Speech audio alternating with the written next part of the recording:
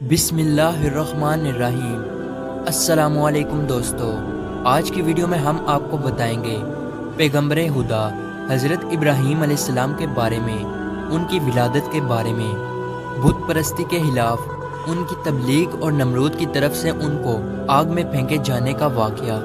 इस वीडियो को आखिर तक ज़रूर देखिएगा। नमरूद मुल्क बाबुल का बादशाह था। बाबुल के मौजूदा नाम इराक है। नमरूद इंतहाई मगरूर शख्स था। जब उसके इब्तिदा का दायरा वसी हो गया तो लोगों से कहना शुरू कर दिया कि उसकी परस्तिश करें, क्योंकि लोग पहले ही गैर अल्लाह और लकड़ी से बने हुए बुतों की परस्तिश किया करते थे। लिहाजा वो उसे भी आसानी से खुदा मानने पर आमादा हो गए। लोगों को इस गुमराही और जलालत की ज़िंदगी बसर करते हुए एक अरसा हो गया और वो अल्लाह को बिल्कुल ही भुला चुके थे। परवरदिगारे आलम ने उस कौम की हिदायत और रहनुमाई के लिए उनमें अपना नुमाइंदा भेजने का इरादा फरमाया। नमरूद के दरबार में नजूमी भी थे। एक नजूमी नमरूद के दरबार में बड़ा मकाम मुंतलिक रखता था और वो नमरूद के बहुत करीब था। एक दिन उसने नमरूद से कहा, एक बात अर्ज करूं? तो नमरूद ने कहा। नजूमी ने बताया कि आपकी सल्तनत में एक बच्चा पैदा होने वाला है। वो बुत परस्ती को ख़त्म कर देगा और लोगों को अपने दीन की जानिब बुलाएगा और आपकी हुकूमत ख़त्म कर देगा। ये सुनकर नमरूद ने अपने दरबार के दूसरे नजूमियों की तरफ देखा। सब नजूमियों ने पहले नजूमी की तायद की। नमरूद ये सुनकर दिल ही दिल में घबराया और फिर गुस्से में आकर हुक्म दिया कि औरतों और मर्दों को एक दूसरे से अलग कर दिया जाए ताकि ऐसा कोई बच्चा वजूद में आने ही ना पाए, और हुक्म दिया जो भी बच्चा पैदा हो उसे कत्ल कर दिया जाए। नमरूद के मुंह से इस हुक्म का निकलना था कि बाबुल में पैदा होने वाले बच्चे कत्ल किए जाने लगे। कहते हैं कि नमरूद के हुक्म पर इस मरदूद के जल्लातों ने 1,00,000 बच्चे कत्ल किए। नादान नमरूद ये समझता था कि हैलों से वो खुदा ताला के इरादे के आगे बांध सकेगा। इसी मुल्क बाबुल में एक खातून थी जिनका नाम तारीख ने नोना बताया है। नोना उस वक्त हामला थी, लेकिन उनके हमल के असार को अल्लाह ने छुपा दिया। जब उनके बच्चे की पैदाइश का वक्त आया तो वो नमरूद के खौफ से शहर से बाहर चली गई और वहाँ पहाड़ के एक गार में पनाह ले ली।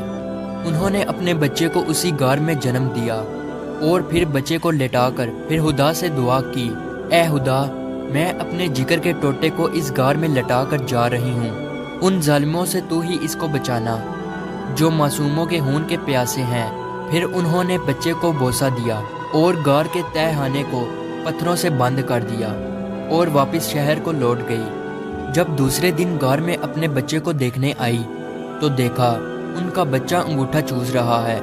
उस बच्चे के अंगूठे से दूध जारी था। ये बच्चा कोई और नहीं बल्कि हज़रत इब्राहीम अलैहिस्सलाम थे।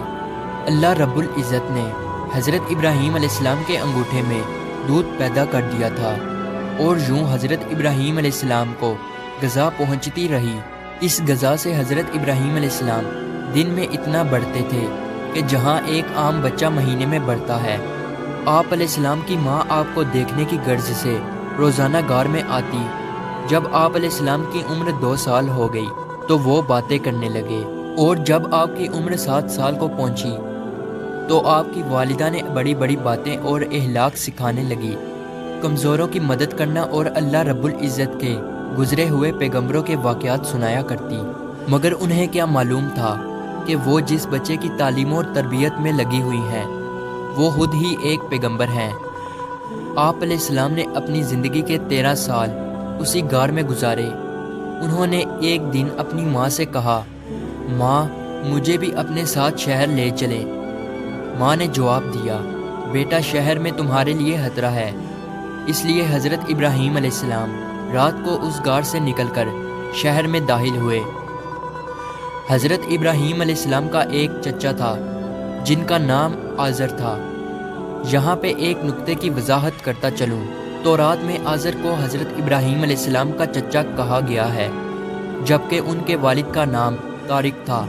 कुरान मजीद में उनके वालिद का नाम आज़र कहा गया है। बहुत से उल्मा का अजमा है कि आज़र हज़रत इब्राहीम अलैहिस्सलाम का बाप ना था बल्कि उनके वालिद तारिक थे और वो मुसलमान थे। अरबाब नस्ब का भी इसी पर इत्तफाक है कि हज़रत इब्राहीम अलैहिस्सलाम के वालिद तारिक थे। लिहाजा कुरान मजीद और अक्सर हदीसों में जो आज़र को बाप कहा गया है वो मजाज के तौर पर है, क्योंकि वो हज़रत अलैहिस्सलाम का चचा था और अरब में ये रिवाज है कि चचा को बाप कहते हैं। या ये भी हो सकता है कि वो आपका चचा ही रहा हो और तारक की वफात के बाद उनकी वालदा से अक्द किया हो और आपकी तरबियत की हो, इसी सबब से उसको बाप कहा गया है। आज़र मिट्टी, पत्थर, लकड़ी के बुत बनाता, उनको खुद पूजता और लोगों के हाथों फरोख्त कराता था। इस तरह उसका कारोबार बहुत फैला हुआ था। आज़र के बेटे भी बुत फरोशी करते थे। जब हज़रत इब्राहीम अलैहिस्सलाम गार से निकलकर शहर में गए और अपने चचा आज़र के पास पहुँचे तो आज़र ने हज़रत इब्राहीम अलैहिस्सलाम को भी अपने बेटों के साथ बुत बेचने के लिए भेज दिया। हज़रत इब्राहीम अलैहिस्सलाम ने बुतों के गले में रस्सी बांधी और उन्हें ज़मीन पर घसीटते हुए ले गए, जिससे वो मिट्टी, कीचड़ और कूड़ा क्रिकेट से आलूदा हो गए। फिर आवाज़ लगाई, ऐ लोगो, आओ और मुझसे वो बुत खरीदो जो बेजान है, अक्लो होश से हाली हैं और कोई नफ़ा या नुकसान नहीं पहुंचा सकते। बुतों के साथ हज़रत इब्राहीम अलैहिस्सलाम का ये सलूक बुत परस्तों की नज़र में बेहद तौहीन आमियत था। फिर बात यहाँ तक आ पहुँची। आज़र ने हज़रत इब्राहीम अलैहिस्सलाम को इस बारे में नसीहत की। एक दिन हज़रत इब्राहीम अलैहिस्सलाम ने अपने चचा से पूछा, चचा जान, आप लकड़ी और मिट्टी के बुत बनाते हैं जो ना बोल सकते हैं, ना सुन सकते हैं, ना आपको कोई नफ़ा या नुकसान पहुंचा सकते हैं। आज़र ने चौंक कर पूछा, क्या तुम हमारे खुदाओं के मुखालिफ हो? देखो, आइंदा इस तरह की बात ज़ुबान पर ना लाना, वरना तुम्हें सज़ा होगी। इसके बाद हज़रत इब्राहीम अलैहिस्सलाम लोगों से मुखातिब हुए और कहा, परिस्तिश और सजदे के लायक ना नमरूद है और ना ये बुत हैं। लायके इबादत सिर्फ अल्लाह ताला की ज़ात है, जिसने सारी कायनात को बनाया, जिसने पूरी दुनिया को पैदा किया। हज़रत इब्राहीम अलैहिस्सलाम का नाम और पैगाम तेज़ी से फैलने लगा।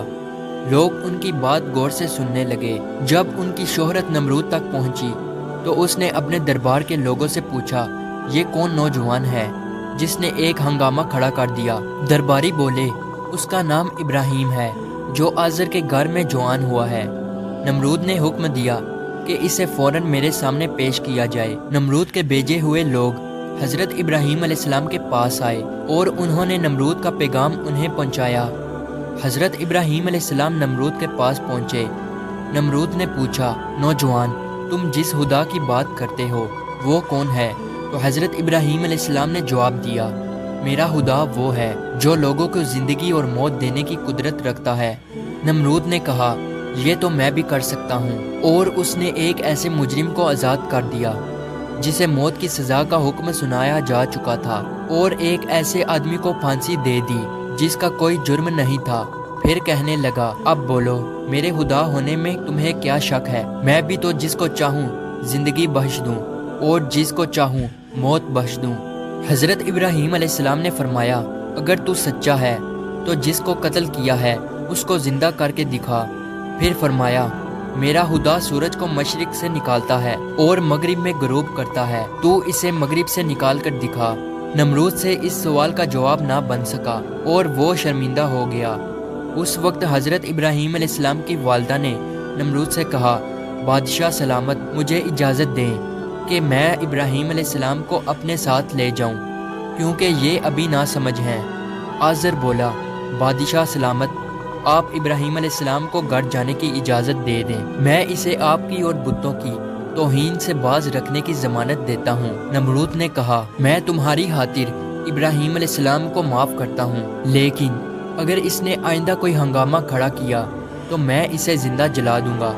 इब्राहीम अलैहिस्सलाम इस वाक़या के बाद अपने मिशन से बाज ना आए और उन्होंने एक दिन आज़र से कहा, चचा जान, ये बुत क्या है जिनको आप खुद बनाते हैं और खुद पूजते हैं और खुद ही उनको खुदा मानते हैं? आज़र ये बात सुनते ही बिगड़ गया और उसने कहा, इब्राहीम, फ़ौरन मेरे घर से निकल जाओ, मैं तुम्हें मज़ीद बर्दाश्त नहीं कर सकता। इब्राहीम अलैहिस्सलाम ये कहते हुए घर से निकले। चचा जान, आप नहीं मानते तो मैं जाता हूँ, मगर मैं अपने मिशन से बाज नहीं आऊँगा, क्योंकि मैं खुदा से डरता हूँ और उन बुतों से या नमरूद से नहीं डरता। حضرت ابراہیم علیہ السلام نے اپنے چچا کے گھر سے الگ اپنا کوئی انتظام کر لیا اور وہاں سے چلے گئے، مگر اپنے قول کے مطابق اللہ کی بندگی کی دعوت دیتے رہے اور بتوں کی خدائی کا انکار کرتے رہے۔ ملک بابل کے لوگ ہر سال ایک عید منایا کرتے تھے اور اس دن کچھ خصوصی کام انجام دیا کرتے تھے، چنانچہ وہ لوگ سارا دن شہر سے باہر گزارتے تھے۔ ایک دفعہ جب عید کا دن آیا اور وہ لوگ شہر سے باہر چلے گئے تو حضرت ابراہیم علیہ السلام اکیلے اس شہر میں رہ گئے۔ جب حضرت ابراہیم علیہ السلام نے دیکھا کہ شہر خالی ہے اور بت خانے کا کوئی محافظ بھی نہیں ہے، حضرت ابراہیم علیہ السلام نے ایک کلہاڑا لیا اور بت خانے میں جا پہنچے۔ اس عالی شان بت خانے کو دیکھنے لگے جس کو بڑی نفاست کے ساتھ سجایا گیا تھا۔ اس میں مختلف بتوں کو ان کے مطابق ترتیب میں رکھا گیا تھا۔ تب آپ نے ان بتوں کا مذاق اڑانے کے لیے کھانا ان کے آگے رکھا جو آپ ساتھ لے گئے تھے۔ آپ نے ان سے کہا، کیا تم کھانا کھاؤ گے؟ جب بتوں کی طرف سے کوئی جواب نہ ملا تو کہا، تم بولتے کیوں نہیں؟ لیکن اب بھی کوئی جواب نہ ملا۔ اس پر حضرت ابراہیم علیہ السلام نے کلہاڑا اٹھایا اور ایک کنارے سے بتوں کو توڑنا شروع کیا۔ سارے بت چکنا چور کر دیے۔ آخر میں سب سے بڑے بت کے کندھے پر کلہاڑا رکھا اور بت خانے سے چلے گئے۔ جب شہر کے لوگ واپس لوٹے تو اپنے بت خانے میں گئے۔ وہاں جو ان کے بتوں کا حشر تھا، یہ دیکھ کر وہ بہت حیران اور پریشان ہو گئے۔ لوگ سوچ میں مبتلا تھے کہ یہ سب کچھ کس نے کیا ہے۔ سب لوگوں کی زبان پر ایک ہی الفاظ تھا کہ کس نے ہمارے خداؤں کے ساتھ ایسا سلوک کیا ہے۔ بعض لوگوں نے کہا، ہم نے ایک نوجوان کو بتوں کی برائی بیان کرتے ہوئے سنا ہے کہ جس کا نام ابراہیم ہے، وہ بتوں کی عبادت کو بے عقلی کا کام سمجھتا ہے اور اس نے ہمیں لعنت ملامت بھی کی تھی، اس لیے ممکن ہے کہ یہ کام اس نے ہی کیا ہو۔ اس طرح حضرت ابراہیم علیہ السلام پر شک ظاہر کرنے کے بعد ان پر ایک مقدمہ چلا۔ انہوں نے حضرت ابراہیم علیہ السلام سے پوچھا، کیا ہمارے خداؤں کے ساتھ یہ سلوک تم نے کیا ہے؟ تو حضرت ابراہیم علیہ السلام نے بڑے اطمینان سے جواب دیا، یہ بات اس بڑے بت سے پوچھو کہ جس کے کندھے پر کلہاڑا ہے۔ اس شخص نے کہا، وہ تو بول نہیں سکتا۔